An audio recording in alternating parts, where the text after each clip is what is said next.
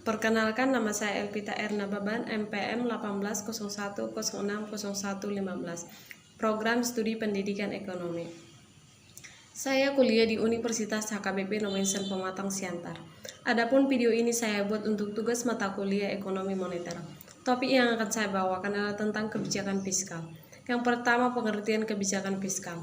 Kebijakan fiskal adalah kebijakan ekonomi yang dilakukan pihak pemerintah guna mengelola dan mengarahkan kondisi perekonomian ke arah yang lebih baik atau yang diinginkan dengan cara mengubah atau memperbarui penerimaan dan pengeluaran pemerintah. Yang kedua, tujuan kebijakan fiskal. Tujuan utama dikeluarkannya kebijakan fiskal adalah untuk menentukan arah, tujuan, sasaran, dan prioritas pembangunan nasional serta pertumbuhan perekonomian bangsa.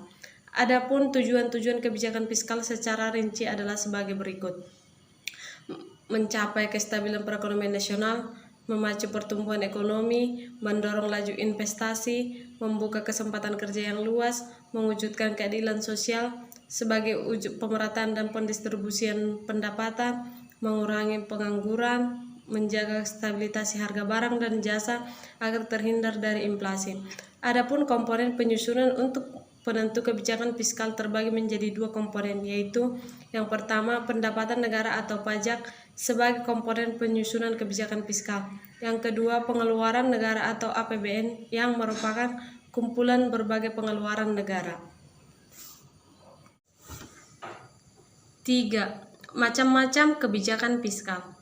Kebijakan fiskal dibagi menjadi dua macam, yaitu menurut segi teori dan menurut jumlah penerimaan dan pengeluaran. Yang pertama, berdasarkan teori. Kebijakan fiskal dari segi teori adalah bagaimana kebijakan itu dilihat secara non-praktis. Adapun macam-macam kebijakan fiskal dari segi teori adalah yang pertama, kebijakan fungsional. Kebijakan fungsional merupakan kebijakan untuk pertimbangan pengeluaran anggaran dan penambahan kesempatan kerja yang dilakukan oleh pemerintah karena akibat tidak langsung dari pendapatan nasional. Yang kedua, kebijakan disengaja. Kebijakan disengaja merupakan kebijakan fiskal yang dimaksud untuk mengatasi masalah-masalah ekonomi yang sedang dihadapi dengan cara memanipulasi anggaran belanja secara sengaja, baik melalui perubahan perpajakan maupun perubahan pengeluaran pemerintah. Ada 3 macam bentuk dari kebijakan disengaja, yaitu yang pertama, membuat perubahan pada pengeluaran pemerintah. Yang kedua, membuat perubahan pada sistem pemungutan pajak. Yang ketiga, membuat perubahan secara serentak baik pada pengelolaan pemerintah maupun sistem pemungutan pajak. Yang ketiga, kebijakan tak disengaja. Kebijakan ini dimaksudkan untuk mengendalikan kecepatan siklus bisnis supaya tidak terlalu fluktuatif. Dalam kondisi depresi, kebijakan ini dimaksudkan untuk menambah aktivitas kegiatan ekonomi yang terjadi. 2. Berdasarkan jumlah penerimaan dan pengeluaran. Berdasarkan jumlah penerimaan dan pengeluaran terdapat beberapa macam kebijakan, yaitu 1. Kebijakan fiskal seimbang. Kebijakan fiskal seimbang merupakan kebijakan yang membuat antara penerimaan dan pengeluaran menjadi sama jumlahnya. Salah satu kelebihan kebijakan fiskal seimbang yaitu negara tidak perlu meminjam dana dari pihak dalam negeri ataupun luar negeri.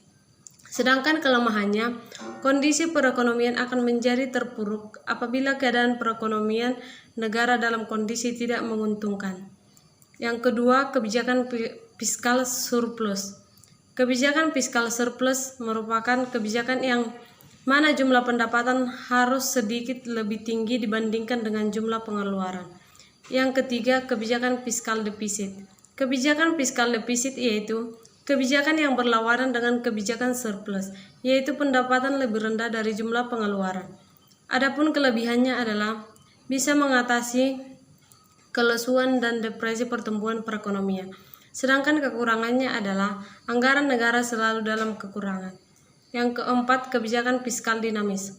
Kebijakan fiskal dinamis merupakan suatu kebijakan yang mirip dengan kebijakan fiskal seimbang, namun dengan ditambah improvisasi, yaitu sama besar jumlahnya tetapi seiringnya waktu kedua-duanya akan bertambah besarnya.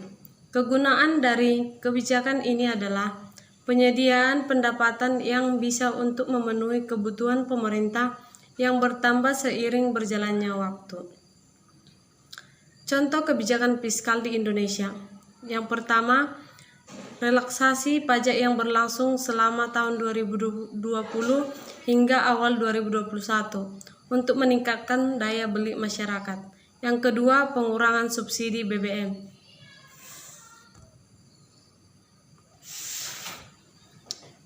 Kesimpulan, kebijakan fiskal dapat dianalogikan ketika Anda mencoba membuat keputusan untuk meningkatkan taraf hidup. Bagaimana Anda mendapatkan uang dan membelanjakannya? Bagaimana kehidupan Anda tetap terjaga? Sama halnya dengan negara, kebijakan fiskal berfungsi agar aktivitas perekonomian negara tersebut stabil dengan cara mengatur cara membelanjakan anggaran dan pendapatannya.